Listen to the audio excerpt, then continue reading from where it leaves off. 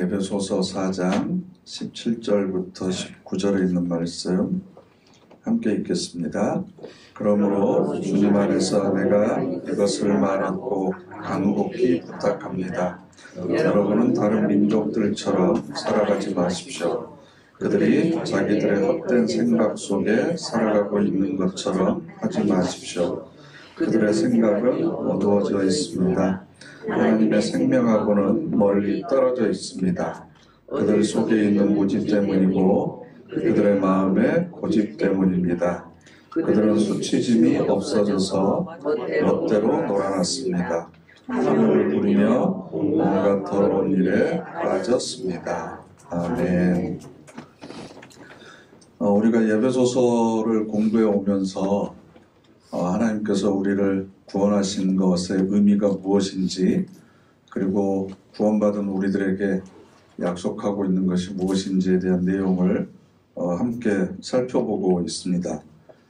드디어 오늘 우리가 읽은 4장 17절 이하에서는 구체적으로 우리가 어떤 것들을 좀 훈련하고 생활 속에서 습관으로 만들어가야 되는지에 대한 내용을 이야기하고 있습니다.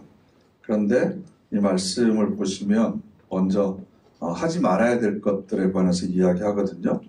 그래서 17절 보시면 그러므로 주님 안에서 내가 이것을 말하고 간곡히 부탁드립니다. 여러분은 다른 민족들처럼 살아가지 마십시오. 왜 이걸 간곡히 부탁드릴까요? 네. 에베소 교인들이 사도 바울이 지금 이렇게 하지 마십시오 라고 하는 것을 안 하고 있으면 간곡히 부탁할 이유가 없죠. 그냥 얘기 안 해도 되는 거죠. 그런데 다른 민족들처럼, 즉 하나님을 믿지 않는 사람들처럼 똑같이 그렇게 지금 하고 있기 때문에 제발 그렇게 하면 안 됩니다. 그렇게 하시면 안 됩니다 라고 하는 것을 간곡하게 부탁하고 있습니다. 그러니까 예수를 그리스도로 영접하고 나서 이전의 삶과 그 이후의 삶이 달라져야 되는데 전혀 그렇지 못하고 있는 거예요. 근데 이건 에베소 교회 교인들만 그럴 뿐만 아니라 지금 우리도 똑같이 예전과 지금이나 별로 다를 바 없이 살아가고 있습니다. 그러면 무엇이 변해야 되는지, 구체적으로 무엇을 말하는 건지, 그래서 20절 말씀을 보시면 우리가 읽지는 않았지만 20절 말씀 함께 읽어보실까요? 그러나 여러분은 그리스도를 그렇게 배우지 않았습니다. 굉장히 좀 공손하게 얘기하는 것 같지만 이 속에는 좀 굉장히 엄한 질책이 숨어 있거든요. 쉽게 얘기하면 내가 그리스도를 그렇게 가르쳤어? 여러분들이 지금 그리스도가 이런 사람이라고 배운 거야? 그래서 지금 이렇게 살고 있는 거야? 라고 지금 이야기하고 있는 거죠. 그러나 여러분은 그리스도를 그렇게 배우지 않았습니다. 그러면 우리 신앙생활 속에서 고쳐야 할 것이 무엇이고 아직도 우리가 버리지 못하고 남아있는 것들이 무엇인지 함께 오늘 살펴보려고 합니다. 먼저 에베소서 2장 1절부터 3절 말씀 앞으로 넘기셔서 2장 1절부터 3절까지 함께 읽겠습니다. 여러분도 죽은 사람들이었습니다. 여러분의 여러 잘못과 죄 때문에요. 한때 여러분은 여러 잘못과 죄 가운데서 살아갔습니다. 이 세상의 흐름을 따라서 공중을 지배하는 권력자를 따라서 불순종하는 자식들 가운데서 지금 활동하고 있는 영을 따라서 말입니다. 우리 자신들도 모두 한때는 그들 가운데서 우리 몸뚱이의 욕망에 이끌리며 지냈습니다.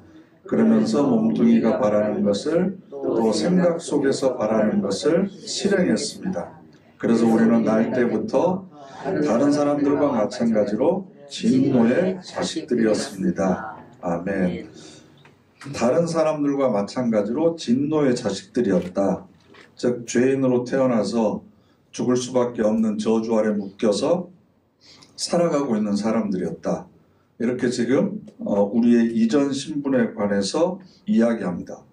그런데 우리는 사실 아직도 이것을 잘 인정하지를 못합니다. 그리고 우리가 전도할 때 전도해본 지 참 오래되셨죠. 전도할 때 당신은 죄인입니다 라고 이야기를 하면, 그러니까 예수를 믿고 회개해야만 천국에 갈 수 있습니다 라고 이야기를 하면 동의하던가요? 동의하지 않습니다. 예수 천국 불신지옥 이렇게 막 외치고 다니시는 분들 보면 교회 다니는 우리들도 사실은 거부감이 일어나잖아요. 그러다 보니까 이렇게 방법을 바꿨는데, 그게 뭐냐면 하나님은 당신을 사랑하십니다. 하나님은 언제든지 복을 주시기 위해서 지금도 당신을 사랑하고 계시고 지금도 여러분에게 관심을 두고 계십니다 라고 이렇게 바꿔서 이야기를 했거든요. 그렇다 보니까 사람들이 생각하기에 신앙생활 하면 무슨 일이든지 잘 풀리는 거구나, 하나님이 나를 사랑하시니까 뭐든지 내가 원하는 대로 해주시는 거구나 라고 하는 그런 잘못된 선입견을 가지고 있어서 신앙생활을 하는 것 자체가 사실은 기복적인 복을 비는 것으로 많이 좀 변질돼 버렸습니다. 그래서 우리가 당신은 죄인입니다 라고 이야기를 하면 별로 기분이 안 좋습니다. 제가 만약에 설교하면서도 여러분은 죄인입니다, 여러분은 본질상 진노의 자식들이고 하나님과 원수된 자들이고 여전히 신앙생활 하면서도 거기서 못 벗어나고 있고 그러니까 회개해야 됩니다, 이 얘기를 매주 한다고 생각을 해보세요. 그러면 듣기 좋은 소리도 3번 하면 듣기가 싫은데 듣기 싫은 말을 계속 한다고 해보세요. 그러면 오늘 또 그러네 맨날 나보고 죄인이라고 그러네. 그죠? 내가 뭐 실정법을 어긴 것도 없고 남한테 피해를 준 것도 없는데 왜 내가 그런 소리 들으면서 교회 가야 돼? 라고 하는 반발심이 생깁니다. 그래서 항상 우리는 2장에 있는 말씀 하반절을 보면 공중을 지배하는 권력자 그리고 불순종하는 자식들 가운데서 지금 활동하고 있는 영에 사실 아직도 좀 사로잡혀 있습니다. 그리고 세상 사람들은 내가 그런 영에 사로잡혀 있다는 것조차 모릅니다. 그래서 다른 사람들 다 그렇게 사니까 이것이 정상인 것처럼, 이것이 평범한 것처럼 생각을 하는 거죠. 그래서 기독교에 대한 여러 가지 오해들이 좀 많이 있었습니다. 이런 우스개 얘기가 있는데요. 옛날에 이 악의 힘이 제일 센 사람을 뽑기 위해서 시합을 했는데, 그게 뭐냐 그러면 귤 있잖아요. 귤을 한 손으로 쥐고 쫙 이렇게 짜는 거예요. 그런데 한 사람이 짜고 나서 다음 사람이 또 짜면 나중에 짠 사람이 이기는 거잖아요. 그런데 처음에 천하장사가 이걸 쫙 짰어요. 그럼 더 이상 떨어질 물이 없잖아요. 그죠? 그런데 나중에 한 사람이 나오더니 그 천하장사가 짠 귤을 잡고 꽉 하니까 거기서 또 물이 나온대요. 이 사람이 누군 줄 아세요? 세무공무원이라고 그랬어요. 옛날에. 그런데 혹시 세무공무원하고 관련된 분 없으시죠? 시험 들지 마세요. 이거하고 거기하고는 전혀 틀리죠. 전혀 틀리죠, 이거. 옛날 얘기예요, 옛날 얘기. 그런데 세금 걷는 공무원이 이렇게 짠 걸 어떤 사람이 와서 또 짜니까 또 물이 나오는 거예요. 그 사람이 누군지 아세요? 목사래요, 목사. 그래서 세무공무원도 못 짜는 것까지 목사는 짜낸다. 이 얘기가 무슨 뜻이야? 그러면 그만큼 헌금을 많이 강요한다라는 거죠. 옛날에 그랬어요. 그래서 예배당 갔더니 눈 감으라고 하면서 신발 훔쳐가더라. 예배당 갔더니 하나님이 날 사랑하신다고 막 얘기하면서 잠자리채 놓고서 돈 달라고 그러더라. 이런 얘기 많이 했잖아요. 지금도 그런 생각하는 사람이 많습니다. 제 딸이 대학 다닐 때 아버지가 목사라고 그러니까 야, 그러면 교회에서 헌금한 돈 다 네 아버지가 가져? 야, 아니 진짜로 그렇게 생각하는 사람들이 있어요, 아직도. 그래서 마치 교회가 회사고 그 담임 목사가 사장이어서 헌금한 건 다 자기 마음대로 갖고 쓴다라고 하는 그런 생각들을 가지고 있거든요.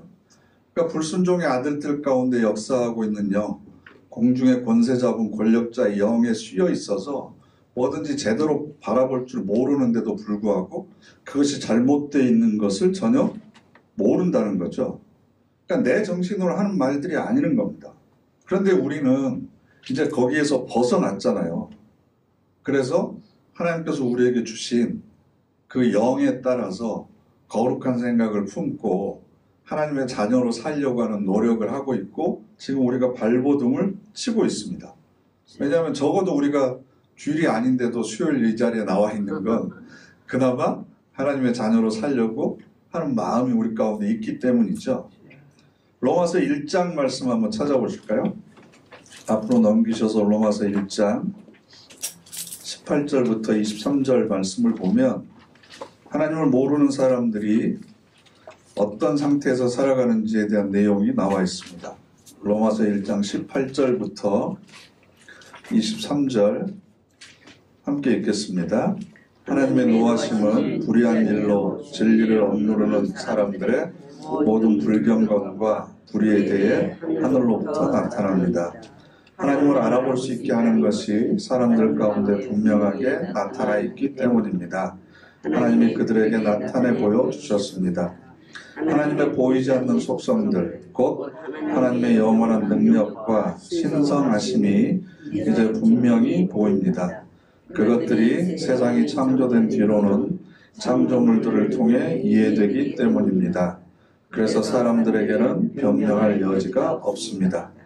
그들은 하나님을 알면서도 하나님을 하나님으로 높여 영광을 돌리지도 않았고 감사를 드리지도 않았습니다.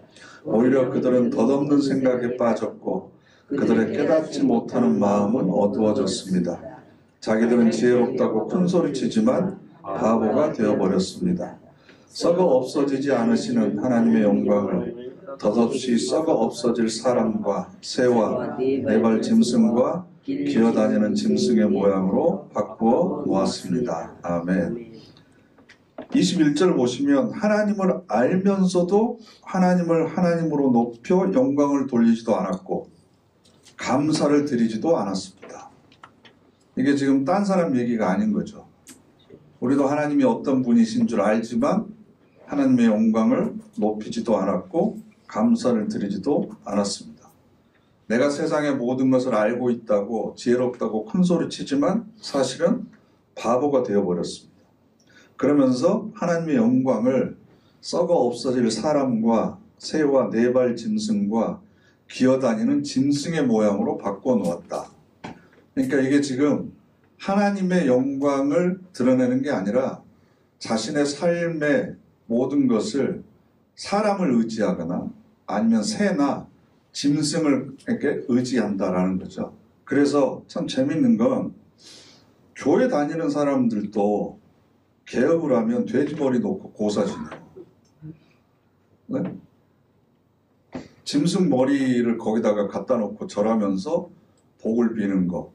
그러니까 내가 새로운 사업을 시작하고 새로운 일을 시작한 모든 것이 하나님의 예비하심과 인도하심과 도우심 때문이었다라고 하는 것을 인정하지 못하고 그러는 거죠. 왜냐하면 뭐가 도움이 될지 모르니까 이것도 해보고 저것도 해보고. 그래서 심지어는 들어가 보면 식당 안에 성경 구절도 이렇게 있는데 또 한쪽을 보면 북어도 걸어놓고 주방 안쪽에는 부적도 썼다 붙여놓고 복조리도 걸어놓고 그렇게 하는 겁니다. 그러니까 내가 믿는 것이 무엇이든지 그게 중요한 게 아니고 나에게 잘 되는 것이라고 한다면 어떤 것이든지 좋다. 뭐가 약이 될지 모른다라는 거죠. 그러니까 예배소서 4장에서 우리에게 이야기하려고 하는 건 우리가 하나님의 자녀가 됐으면 단순히 신분적인 차원에서 변화가 아니라 삶의 수준이 좀 달라져야 된다. 품격이 좀 달라져야 된다라는 겁니다. 그런데 그런 삶을 살고 있지 못하다라는 거예요. 그래서 다시 예배소서 4장을 보시면 예배소서 4장 17절부터 19절까지 우리가 읽었는데요. 여기서 중요한 단어가 두 개 등장을 합니다. 17절 말씀을 보면 하반절에 헛된 생각 속에 살아가고 있는 것처럼 이렇게 되어 있습니다. 헛된 생각. 그리고 또 하나는 뭐냐 그러면요. 우리 개역개정 성경에는 방탕이라고 번역을 해놨는데 19절 보시면 멋대로 놀아놨습니다. 이겁니다. 멋대로 놀아놨습니다. 즉 헛된 생각과 방탕입니다. 그럼 헛된 생각이라고 하는 거, 헛된 생각, 이걸 이제 개역 성경에서는 허망하다라고 얘기했거든요. 허망한 것. 이게 뭐냐 그러면 무모하다는 겁니다. 생각이나 계획이 없다는 겁니다. 그러니까 내가 지금 하려고 하는 것이 어떤 목적에 의해서 이걸 하고 있는 건지, 하나님께서 나에게 주신 사명을 이루기 위해서 하는 건지, 아니면 그냥 내 기분 좋게 하려고 내 욕구를 충족시키기 위해서 하려고 하는 건지, 이것에 대해서 전혀 우리가 생각하고 있지를 않다라는 거죠. 그래서 내가 어떤 행동과 어떤 태도를 선택하는 기준이 불분명하다는 거예요. 사람이 이성적인 것 같지만 감정적으로 결정하는 게 훨씬 많습니다. 기분에 따라서 결정합니다. 그리고 다른 사람들이 많이 하는 것에 따라서 합니다. 그래서 흔히 우리는 귀가 얇다라고 이야기를 하잖아요. 다른 사람이 하는 걸 보면 왠지 안 하면 안 될 것 같고, 다른 사람이 좋다고 그러면 나한테도 좋을 것 같고, 그래서 아무런 생각 없이 따라서 합니다. 그러다 보니까 신앙생활을 하는 사람과 하지 않는 사람과 삶에 있어서 차이가 없는 거예요. 세상 사람들은 조금만 손해를 보면 부르르 떨고 그러잖아요. 근데 우리도 경제적인 손해를 보면 화를 냅니다. 세상 사람도 자존심 상하고 화를 내는데 우리도 마찬가지입니다. 이익이 되는 걸 하지 못한 것에도 굉장히 안타까워합니다. 결정하고 선택하는 것에 대해서 별로 차이가 없습니다. 그러니까 허망하다라고 하는 것은 뭐냐 그러면 언제나 쓸데없는 것과 싸움을 한다는 거예요. 쓸데없는 것과. 제일 대표적인 것이 자존심 싸움하는 겁니다. 하나님의 영광이 되느냐 안 되느냐 가지고 여러분 싸워보신 적 있으세요? 하나님의 영광이 되지 않는 것을 하는 걸 보고 화내보신 적 있으세요? 그것에 대해서는 우리가 별로 관심이 없거든요. 세상이 하나님을 모르고 돌아가는 것에 대해서 분노하신 적 있으세요? 그런데 우리는 알량한이라는 단어를 써서 죄송하지만 그 자존심 하나 때문에 화를 내고 속상해하고 잠 못 이루고 그렇습니다. 왜냐하면 헛된 생각 속에 우리가 빠져 있기 때문에, 즉 내 삶의 방향과 목표가 정확하게 정해져 있지 않기 때문에 그렇습니다. 그리고 또 하나 중요한 단어가 아까 제가 말씀드린 대로 뭐라고 그랬죠? 멋대로 놀아놨습니다. 이게 바로 방탕입니다. 방탕. 이것도 삶을 허비하고 있다는 겁니다. 삶을 허비하고 있다는 겁니다. 신명기 6장을 보시면 쉐마 이스라엘, 그래서 제가 그 온가족 예배 드릴 때 설교했었거든요. 1부 예배 때, 2부 예배 때는 설교할 시간이 없어서 그랬고, 거기 보면 너희는 마음과 힘과 뜻을 다하여 주 너의 하나님을 사랑하라 그랬어요. 그럼 힘이라고 하는 건 뭐냐 그러면 내 육체적인 능력을 이야기하는 것이 아니라 하나님께서 나에게 주신 모든 삶의 자원들을 이야기해요. 내가 가지고 있는 시간도 힘이고 재능도 힘이고 물질적인 소유도 힘이고 나에게 주어진 삶의 기회들도 힘이 되는 거고 현재 내가 살아있다는 존재 자체도 힘이 되는 거죠. 그럼 그 모든 것을 쏟아부어서 하나님을 사랑해야 되는 거고, 뜻이라고 하는 건 내 생각과 의도와 계획, 심지어는 내 감정까지도 다 하나님을 사랑하는 것에 써야 되는데 우리는 그것을 전부 다 마음대로 쓰고 있습니다. 이게 바로 그런 표현입니다. 멋대로 놀아나고 있다라는 겁니다. 집에 수돗물을 하루 종일 틀어놓는 것처럼, 가스불을 켜고 나온 것처럼 그냥 필요 없는 곳에 낭비하는 것, 이게 바로 방탕하는 겁니다. 그 대표적인 경우가 탕자죠. 탕자.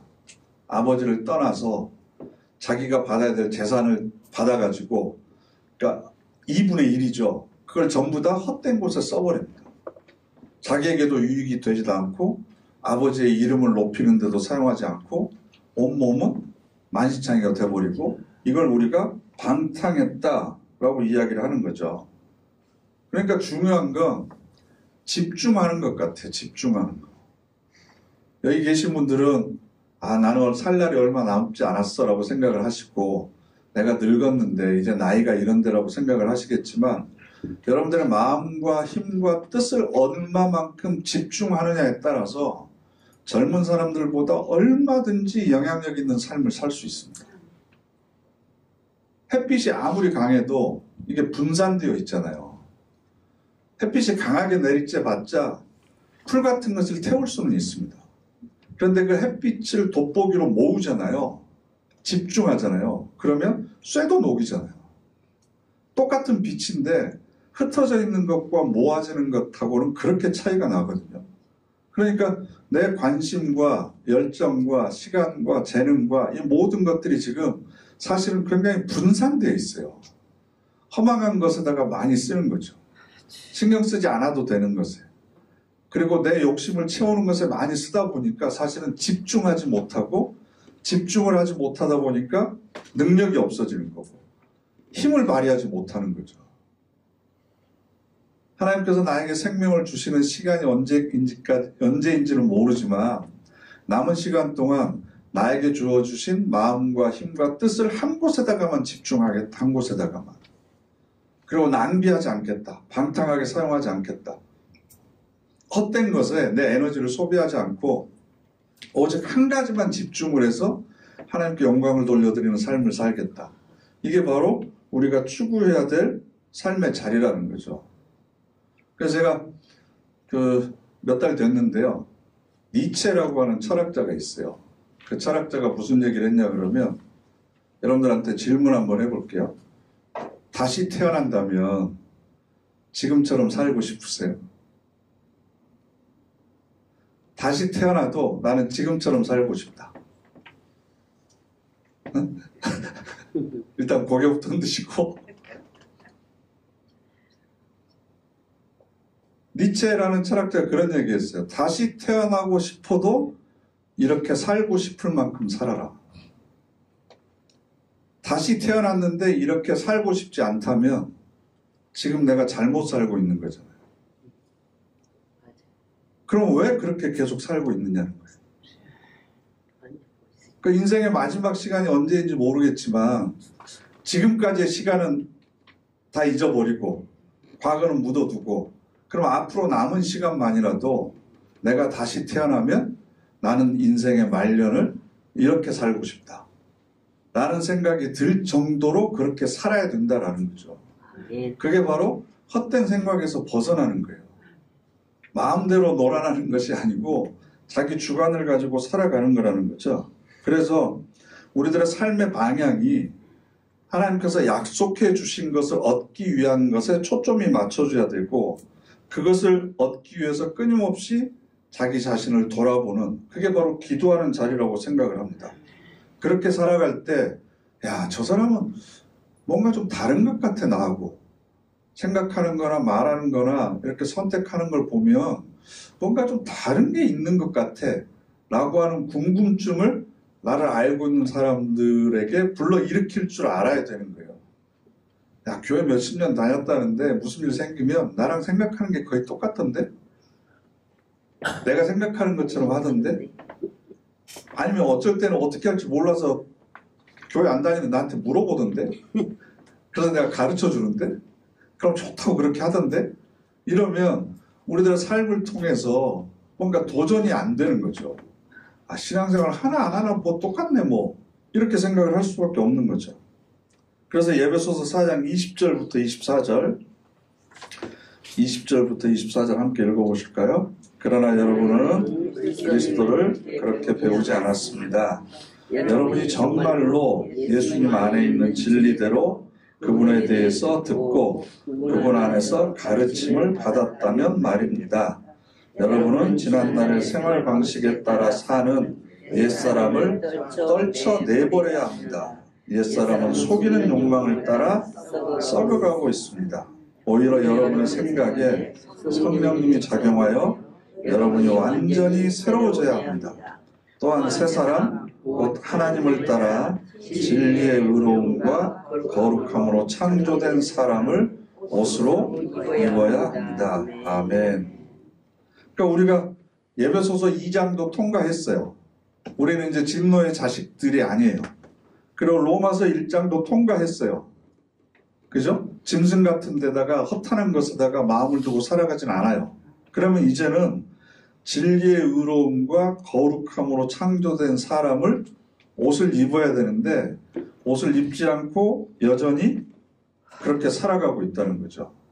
그럼 그 이유가 뭘까? 그 이유가 에베소서 4장 18절 말씀 18절 말씀 함께 읽겠습니다. 그들은 생각이 어두워져 있습니다. 하나님의 생명하고는 멀리 떨어져 있습니다. 그들 속에 있는 무지 때문이고 그들의 마음의 고집 때문입니다.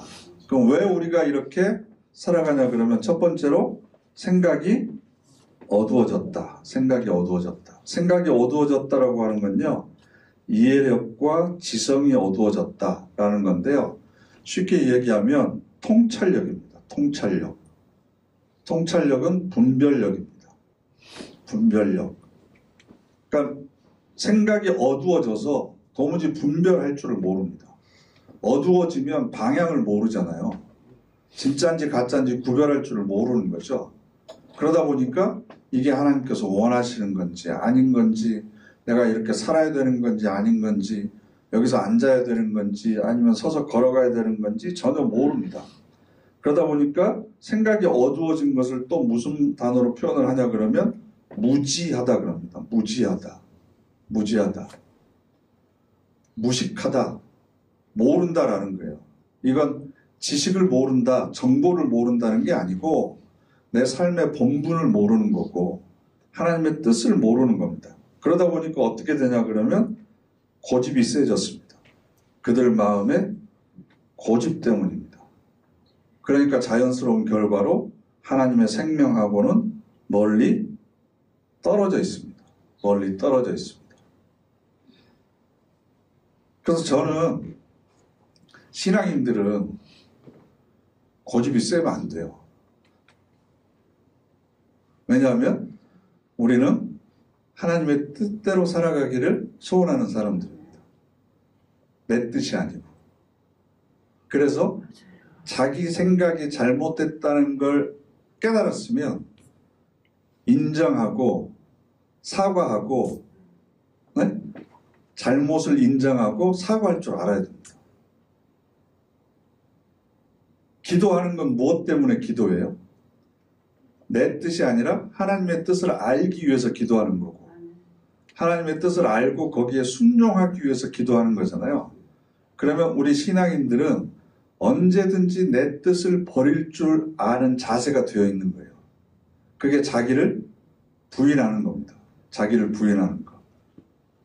그런데 끝까지 세상 나는 목이 칼이 들어와도 한 번 아니요 하면 절대 아니야. 이런 사람들 있잖아요. 한 번 아니다라고 했는데 지나고 나니까 아닌 게 아니면 내가 잘못 생각했다. 그게 아니더라. 이게 맞더라. 라고 인정할 줄 아는 사람이에요. 그게 바로 마음의 고집이 세지는 거죠. 마음의 고집이 세는 거. 그것도 뭘 지키는 거냐? 알량한 자존심 지키는 거죠. 그래서 뻔히 안임에도 불구하고 이대로 가면 손해임에도 불구하고 내가 한 말이 있으니까 잘못한 걸 인정하기는 싫으니까 손해보는 줄 알면서도 여전히 그 길을 계속 걸어가는 사람들이 있어요. 오기 있는 사람들이라고 그러죠. 오기 부리는 사람들. 이게 바로 세상 사람들이라는 거죠. 그런데 우리는 내가 손에 쥐고 있는 거 그리고 내가 누려왔던 거 이 모든 것들이 나를 규정해 주는 것이 아니거든요. 더 쉽게 말씀드리면 내가 죽었을 때 갖고 갈 수 없는 것들은 다 헛된 거예요. 내가 죽을 때 갖고 갈 수 있는 게 뭔지 한번 생각을 해보세요. 돈 갖고 갈 수 있어요? 없어요. 옛날에는 손에다가 이렇게 쥐어줬잖아요. 시신 입에다가 이렇게 물려주기도 했었대요. 동전을. 왜냐하면 저승사자가 이렇게 극락으로 가는데 노잣돈하라고.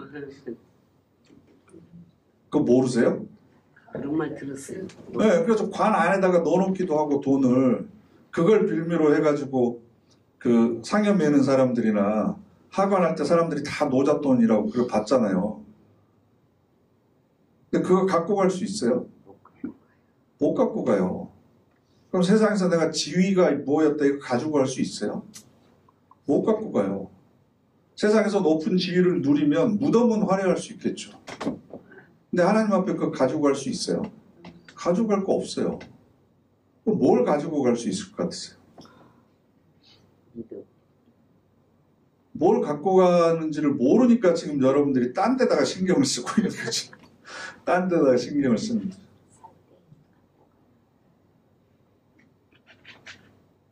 하나님, 내가 세상에 있을 때 뭐 교회도 짓고 헌금도 이렇게 하고 그거 가져갈 수 있을 것 같으세요?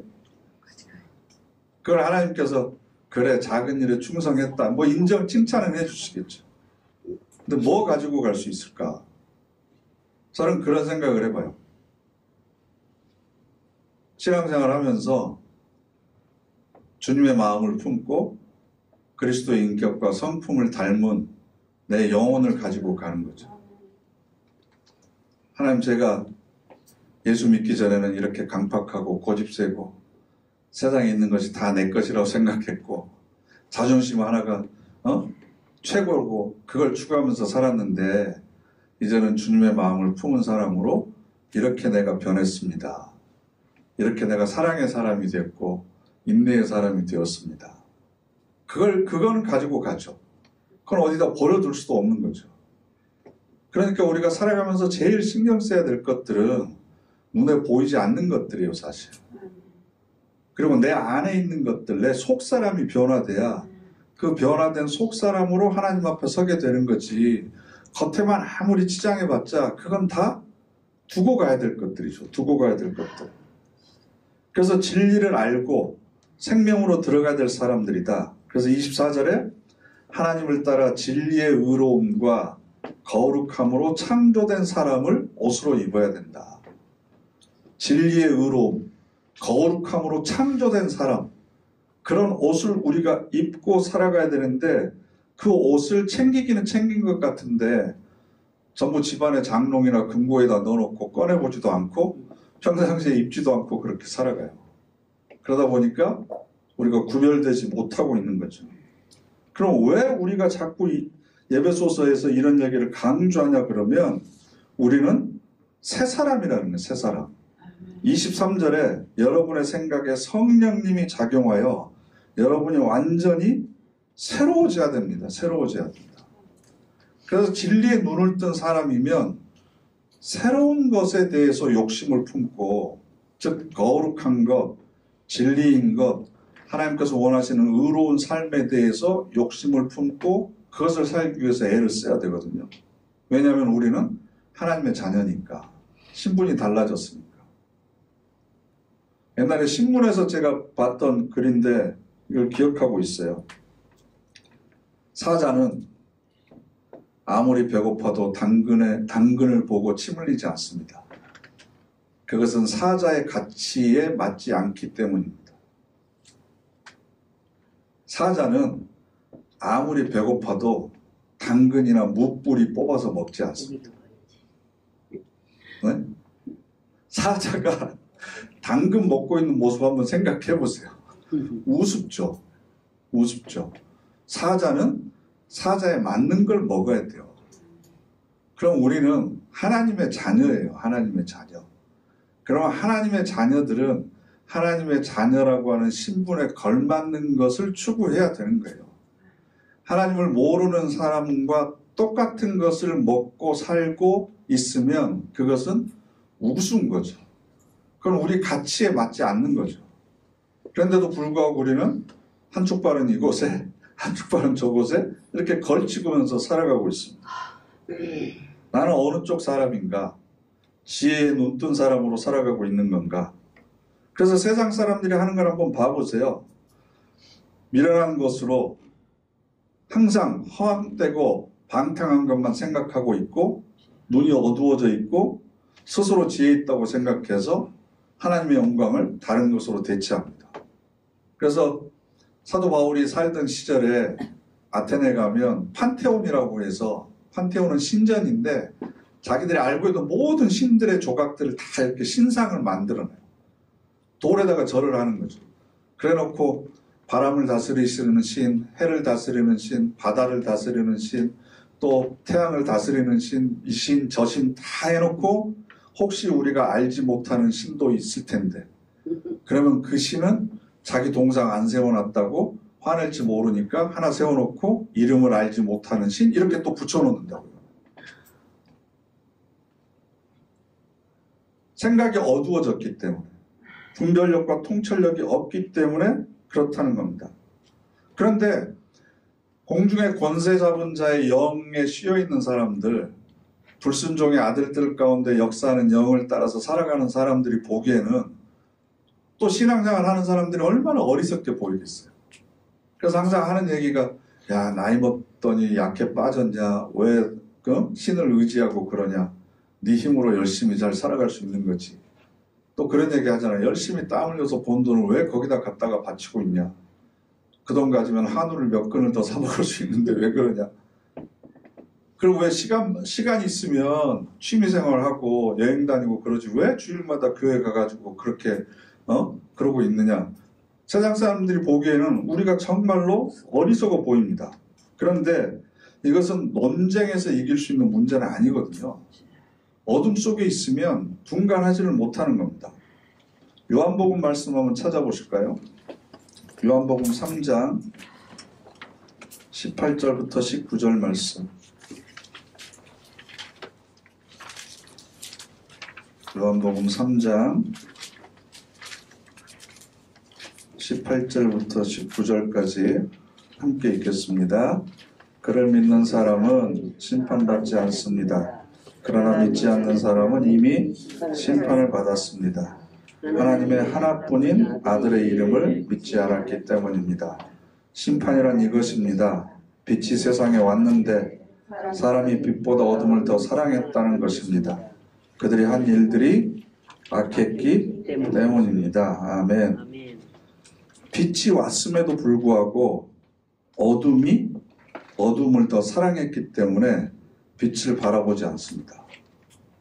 그러다 보니까 여전히 죄 가운데서 살아가고 있습니다. 그러면 우리는 빛 가운데서 모든 것을 훤히 볼 수 있는 존재인가? 갓난 아이들이 막 태어나면 처음부터 엄마 아빠의 얼굴을 제대로 인식할 수 없다고 그래요. 15일, 20일, 한 달, 두 달 지나야 형체들을 제대로 보기 시작합니다. 그리고 몸에 느끼는 감각들을 통합해서 이것을 느낄 수가 없습니다. 그래서 팔의 감각과 보는 것과 냄새 맡는 것 이런 것들이 다 따로따로입니다. 그러다 보니까 엄마하고 자기가 하나인 것처럼 착각을 하는 거죠. 그리고 나서 점점 모든 물체들을 뚜렷이 보기 시작을 합니다. 그런데 본다고 해서 다 보는 건가? 보세요. 사람이 뭔지 여러분 언제 알았어요? 사랑이 뭔지. 엄마 아빠 얼굴은 보지만 부모가 어떤 존재인지 언제 깨닫습니까?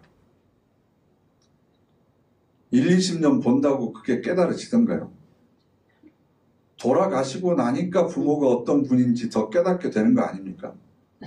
그럼 그렇게 얘기하면 우리는 60년, 70년을 봐와도 부모가 뭔지, 사랑이 뭔지, 효가 무엇인지, 그리고 그 속에서 함께 살아가는 것이 얼마나 소중한 건지 우리가 제대로 본 건가요? 보지를 못하는 거예요. 물체를 본다고 해서 다 보는 게 아니거든요. 한 사람이 태어나서 성장하고 그리고 내 옆에 지금 앉아있다고 하는 그 사람을 우리가 보면 야, 이 사람은 누구고 어떤 권사고 그 사람에 대한 정보는 알지만 이 사람이 내 옆에 앉아있기까지 얼마나 수없이 많은 세월들이 그 삶 속에 겹겹이 쌓여있고 이 사람이 살아오면서 겪었던 모든 사건과 문제와 어려움들이 얼굴 피부의 주름에 그리고 굽어진 허리에 이런 것에 다 얹혀져 있는 것을 우리는 못 보잖아요. 그리고 한 사람이 태어나서 성장하기까지 부모로부터 얼마나 큰 사랑을 받았는지 그리고 그 부모는 또 그의 부모로부터 또 얼마나 큰 많은 사랑을 받고 그러면 인류가 생긴 이래로 부모에서 자식으로 이어지는 그 사랑과 사랑이 계속해서 중첩되고 또 녹여지고 그래서 모아지고 그래서 다시 쌓여서 한 생명이 지금 내 옆에 있다고 하는 거. 그래서 이 한 사람의 생명이 얼마나 소중한지를 우리는 모르는 거예요. 그러니까 사람을 보기는 보는데 그 사람의 생명이 얼마나 소중한지는 제대로 보지를 못하는 거죠. 그걸 보기 시작하면 하나님의 마음을 품게 되는 거고 세상을 제대로 보게 되는 거예요. 그러니까 생각이 어두워져 있으니까, 그리고 어둠 가운데 있다 보니까 제대로 보지를 못하는 겁니다. 여전히 눈에 잘 보이나 보이지 않나 시력만 중요하게 생각하지 의미를 제대로 보지를 못하면 사실은 봐도 제대로 보는 게 아니거든요. 그리고 그런 마음을 품지 않으면 지금까지 봐왔던 건 다 헛된 거죠. 그래서 우리가 여행을 가면 아는 만큼 보인다고 그러잖아요. 아는 만큼. 알고 보면 야, 이 건물 하나에 어떤 역사가 지금 녹여져 있는지, 그리고 이 안에 어떤 사연들이 숨겨져 있고, 그렇게 보면 야, 이 기둥 하나, 거기 세워져 있는 이렇게 들보 하나, 그리고 그 밑에 이렇게 들보를 받치고 있는 돌 하나에 얹혀져 있는 세월과 역사를 보면 그 무게감이 전혀 다르잖아요. 근데 그걸 전혀 모르고 보면 아유, 내가 어렸을 때 우리 동네 가운데 있었던 정자하고 뭐 별로 다를 바가 없네 뭐 이렇게 되는 거예요. 그러니까 하나님의 은혜와 사랑을 우리가 알고 사람을 보는 것하고 나를 보는 것하고 또 내가 살아가면서 겪는 문제를 보는 것하고 이게 전혀 다른 거죠. 그러니까 우리는 진리와 의로움과 거룩함으로 된 새 사람의 옷을 입어야만 이 모든 것의 의미를 정확히 볼 수 있다는 겁니다. 그러니까 사랑 안에서 참된 것을 행하는 삶을 살아야 되는데 그런 삶을 살지 못하는 것에 대한 욕심이 없어요. 어떻게 하면 죽을 때 가지고 가지도 못할 것을 더 얻을 수 있을까?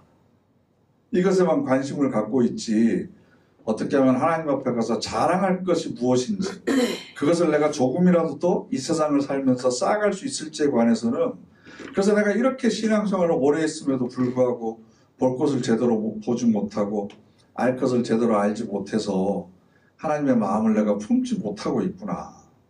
여전히 내가 헛된 생각에 빠져 있고 지금 내가 세상의 공세 잡은 자의 영을 따라서 여전히 내 욕구를 채우기 위해서 마음대로 놀아나고 있구나. 이걸 우리가 깨닫지 못하고 있는 거죠. 그러니까 고린도전서 2장 8절 말씀을 보면 제가 읽어드릴게요. 이 지혜를 이 세대의 지배자들 가운데서는 아무도 알지 못했습니다. 그들이 알았더라면 영광의 주님을 십자가에 매달지 않았을 것입니다.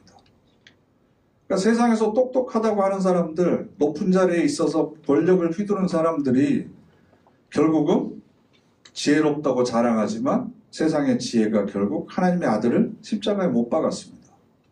왜냐하면 그들의 욕심 때문입니다. 자기 자리를 지키기 위해서, 조금이라도 권력을 연장시켜 보기 위해서. 그런데 우리는 그런 지혜 있는 사람들이 오르는 그 권력에 여전히 침 흘리면서 우리도 어떻게 하면 올라가 볼까? 내가 못 올라갔으니까 우리 자식이라도 어떻게 올려볼까? 못 올라가면 어떻게 줄이라도 좀 대볼까? 여전히 헛된 생각 가운데 있다는 거죠. 그래서 우리 스스로에게 물어봐야 됩니다. 나는 얼마만큼 마음과 힘과 뜻을 다해서 하나님을 사랑하고 있는 건지, 나에게 하나님께서 허락하신 생명의 기한이 언제인지는 모르지만 그 남은 시간을 내가 지금 어디에 집중을 하고 있는 건지, 나는 과연 얼마만큼 알고 내 삶을 바라보고 있는 건지, 하나님께서 나에게 원하시는 삶은 무엇인지, 내가 어떤 삶을 살기를 바라시는 건지. 핑계댈 것이 아니고 늙어서 아는 게 없어서 가진 게 없어서 시간이 없어서 또 몸이 아파서 이런 게 아니고 남아있는 삶의 역량을 어디에 집중을 했을 때 내가 하나님 앞에 가지고 갈 것이 있을 건가. 그럼 하나님 앞에 가지고 가는 것은 그리스도의 인격으로 변화된 우리의 속사람을 가지고 간다면 남겨둘 건 뭔 줄 아세요? 뭘 남겨두고 가야 되는지. 재산? 그 재산이 몇 대까지 갈 것 같으세요? 우리가 남겨두고 가야 되는 건 나에 대한 기억입니다. 기억. 사람들이 나를 어떻게 기억할 것인지, 나를 어떻게 기억할 것인지. 그래서 나를 알고 있는 사람이 나에 대해서 뭐라고 이야기할까? 내 장례식장에 와서 내가 떠나면서 마지막으로 차려준 밥 먹으면서 사람들이 이 권사님은 이런 분이었어. 이 집사님은 이래 했는데 이런저런 얘기 할 거잖아요. 그럼 과연 어떤 얘기들이 나올까? 아이고 그렇게 살더니 이러면 아이고 성질 부리더니 이러면 평생 동안 내가 살았던 삶에 대한 기억이 안 좋은 곳으로 부정적인 곳으로 남아있으면 결국 허망할 수밖에 없는 거죠. 그래서 다시 한번 4장 예배소서 4장 20절 그러나 여러분은 그리스도를 그렇게 배우지 않았습니다. 그래서 4장 13절 말씀 그리하여 마침내는 우리 모두가 하나님의 아들을 믿는 일과 알아가는 일에서 하나가 되어야 합니다. 완전한 사람이 되어야 합니다. 완전히 자라서 그리스도의 가득하심에까지 다다라야 합니다. 그리스도의 가득하심으로 내 속사람을 채워서 하나님 앞에 설 수 있도록 그렇게 여러분의 삶의 기회들을 마지막까지 집중하는 그런 저와 여러분 되시기를 간절히 바랍니다. 아멘. 기도하겠습니다.